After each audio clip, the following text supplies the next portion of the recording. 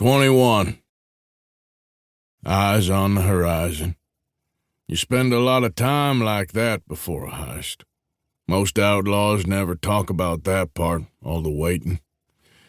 I always enjoyed the calm before the storm, the way I could feel my pulse in my fingertips.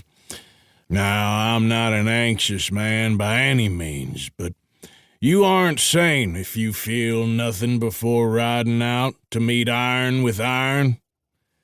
The man next to me, however, was a dozen shades of maniac. To this day, I ain't sure if Ace Riker got nervous before a big job or not. He never had to tell. There's too many ways for a man to win, for a man to lose, he'd always say. I suppose he was correct in a loose sense. If you planned things right, had enough contingencies in play, you were going to succeed. At least that's what Ace made us think. We'd always have a plan B, which should have been a good indication the first one wasn't very good to begin with. "They're late," Ace grumbled.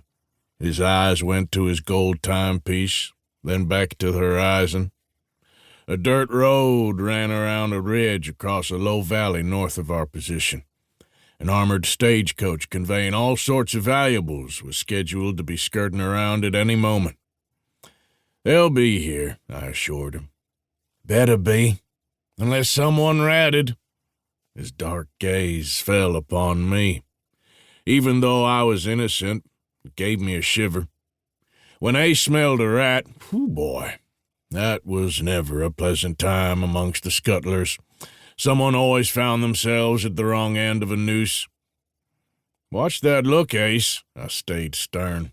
I'd found that was the best way to be in these situations. Push back on him, never act skittish. He often mistook fear for guilt. Ace kept fixated on me for a few seconds, then sneered. "Nah, you're all right, Crowley. Loyal like a hound." He gave my shoulder a firm tug. I grunted in acknowledgement. He always had a way of making